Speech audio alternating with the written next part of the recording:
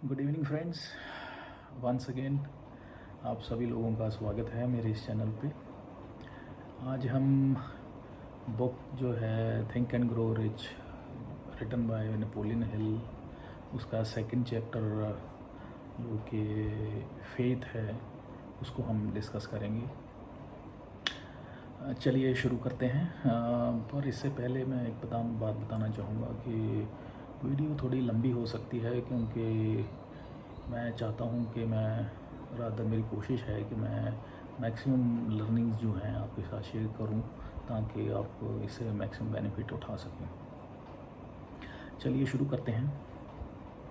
पहले जानते हैं फेथ क्या है। ये माइंड की एक ऐसी स्टेट है जिसमें डिज़ायर्स जो है हम चाहते हैं उसको इमेजिन करते हैं, उसको बिलीव करते हैं और उसको फिर अटेन करते हैं। So this is so called faith. और इसको जो ज़िंदगी में हम पाते हैं उसका एक प्रॉपर चैनल है पाने का, जिसमें क्या होता है कि faith plus thought add up होके वो हमारे सबकॉन्शियस को फीड होता है।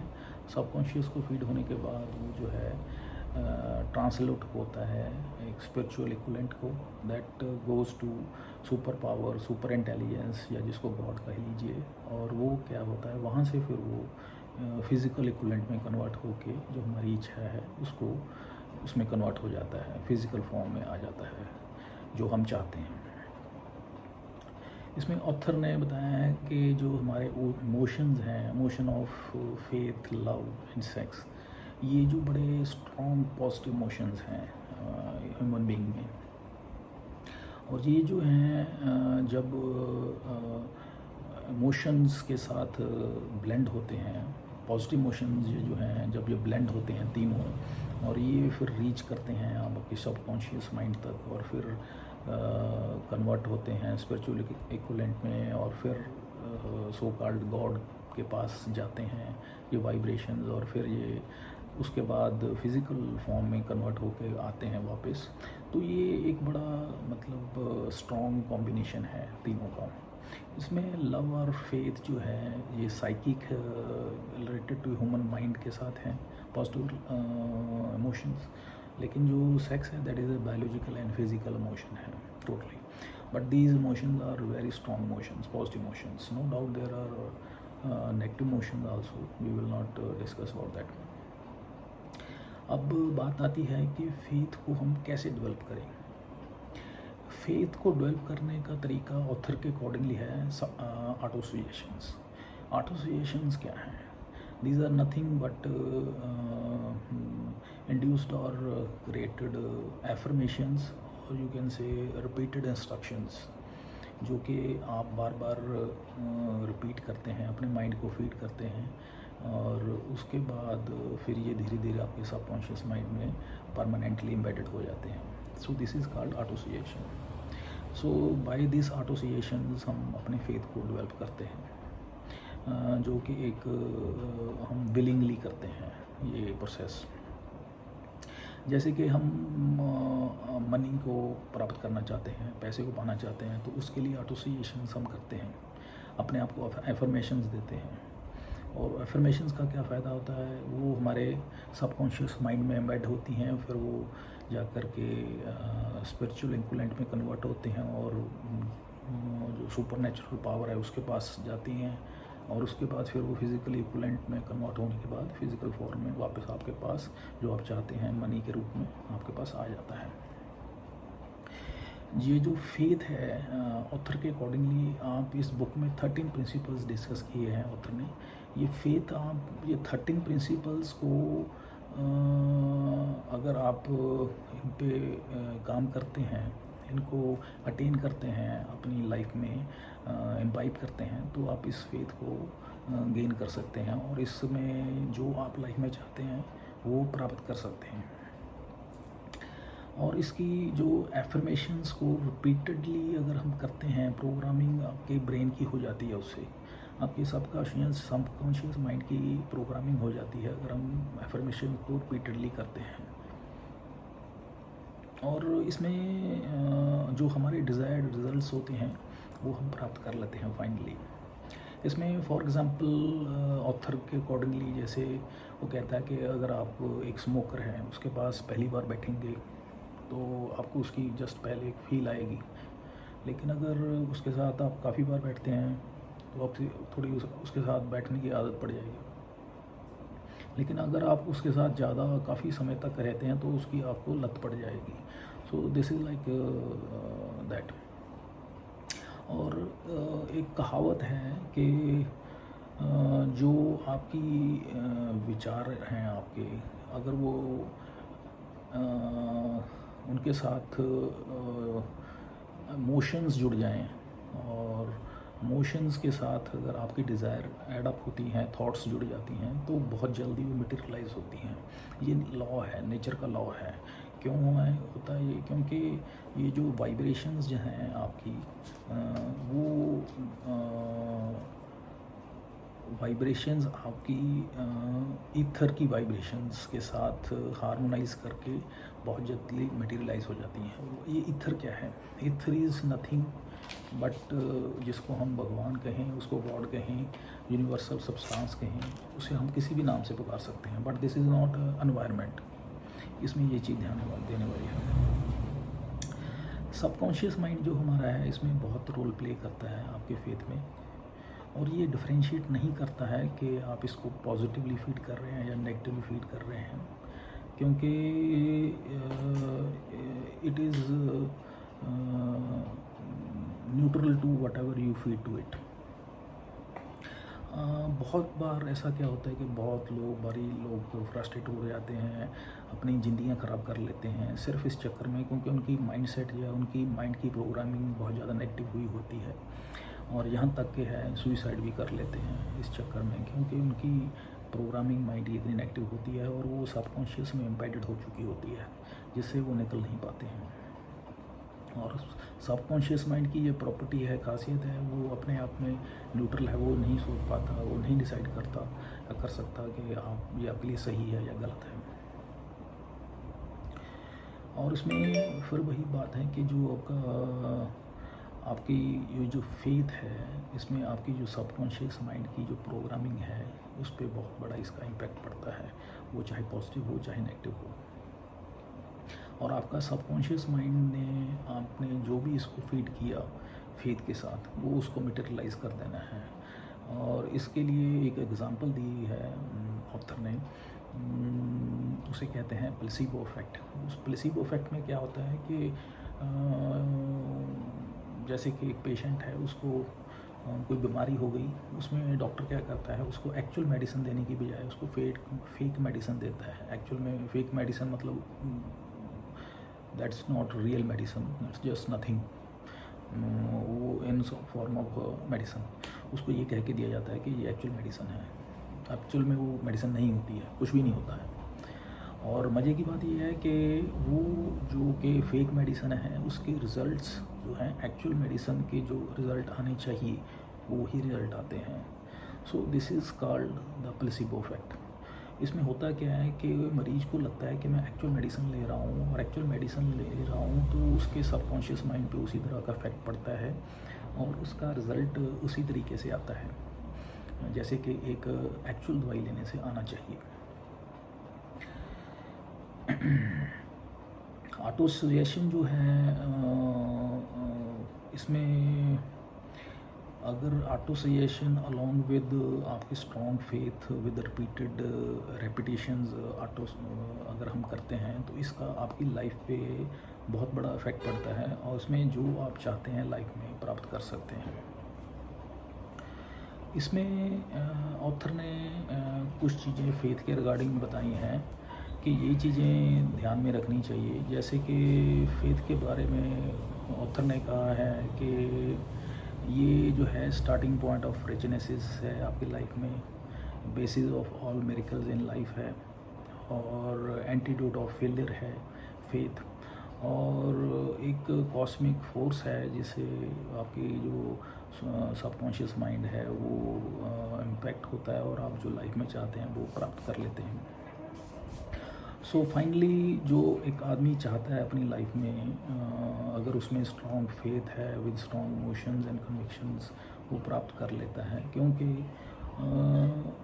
बिकॉज उसके ह्यूमन माइंड की जो वाइब्रेशन हैं वो ईथर की वाइब्रेशन, जैसे मैंने पहले बताया, वो उसके साथ मैच अप करके उसको बहुत जल्दी मटेरियलाइज कर देती हैं।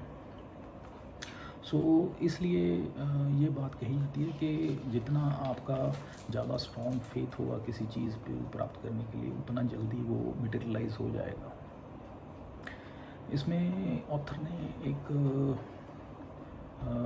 5 step formula, that is called self confidence formula, discuss किया है।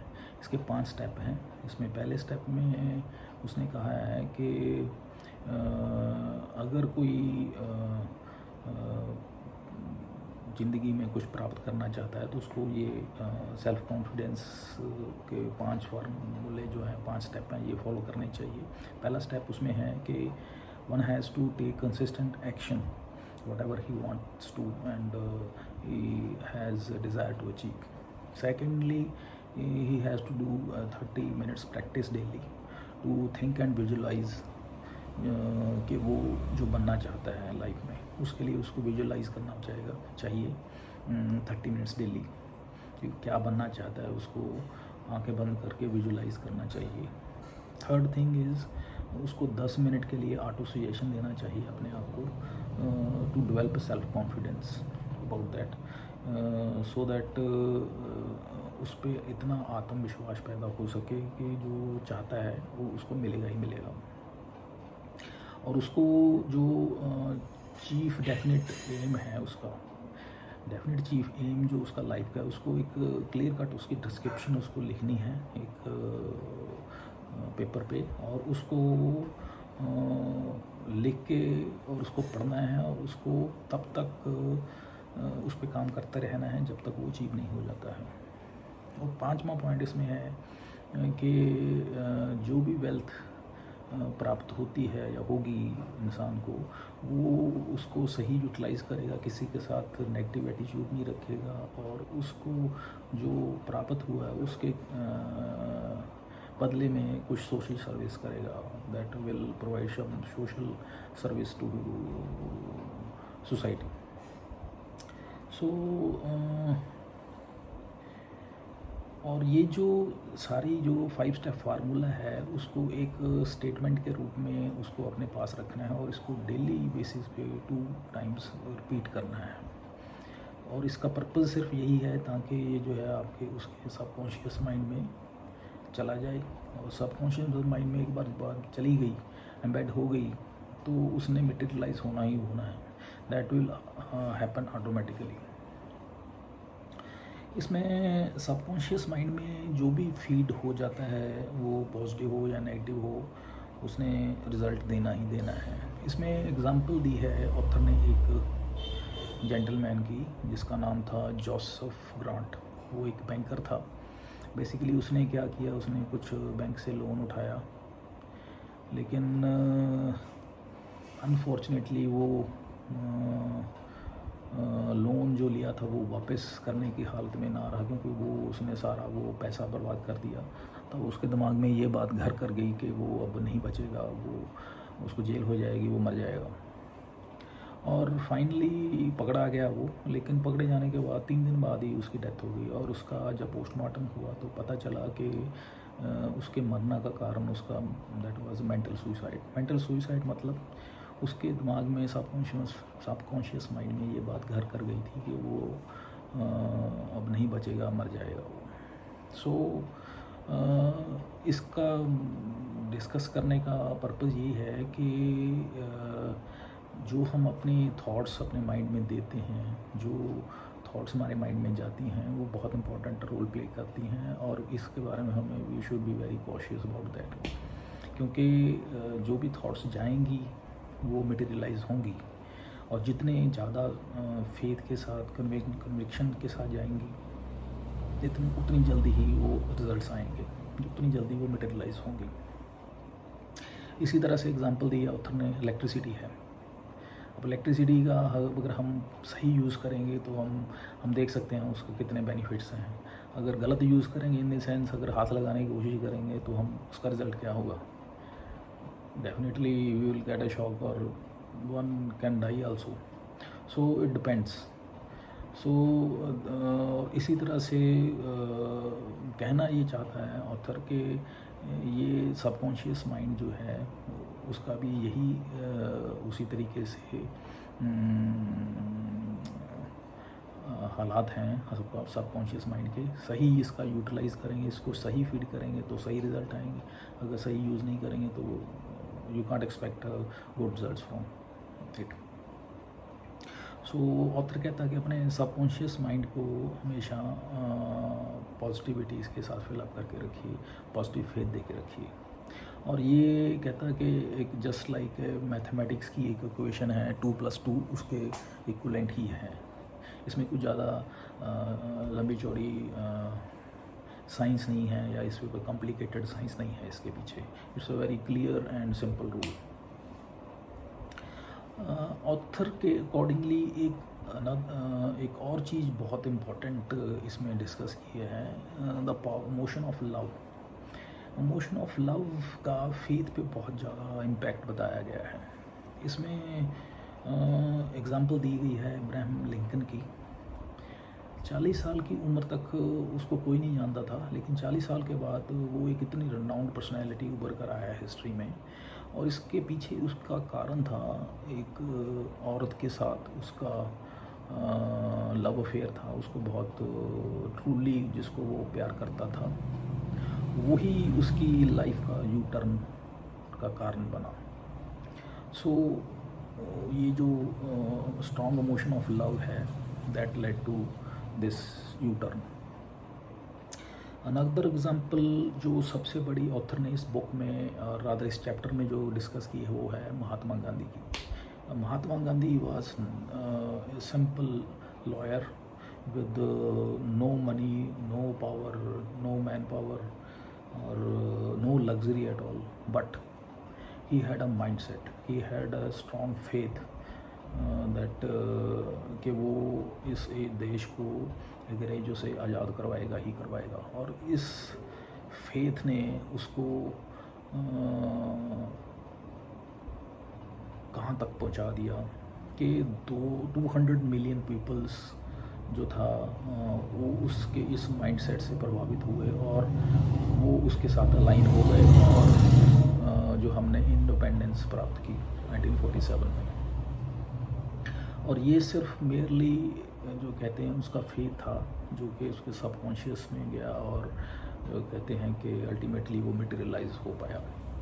और इसमें एक अनदर एग्जांपल ऑथर ने दी है कि यूनाइटेड स्टील कॉरपोरेशन जो कि अमेरिका में सबसे बड़ी स्टील कॉरपोरेशन हुई थी पास्ट में, उस that was a brain child of Charles M Schwab. वो एक बंदा जो था एक बड़ा छोटी सी एक लेबरर था सॉर्ट ऑफ, बट उसने एक इतना बड़ा बिजनेस एम्पायर खड़ा कर दिया। सिर्फ उसका बैकअप अगर देखें या उसका बेस देखें, उसका कारण क्या था, वो था उसका फेथ। उसने एक माइंड में पिक्चर बनाई थी कि मैं ये करूँगा, मैं ऐसा स्टील एम्पायर खड़ा करूँगा, और उसका फेथ था कि वो करके ही रहेगा एक दिन, और उसने करके दिखाया। So guys, this is all about this chapter faith. उम्मीद करता हूँ काफ़ी लर्निंग्स मैं आपके साथ शेयर कर पाया हूँ, और अगले वीडियो में अगले चैप्टर के रिगार्डिंग डिस्कस करेंगे।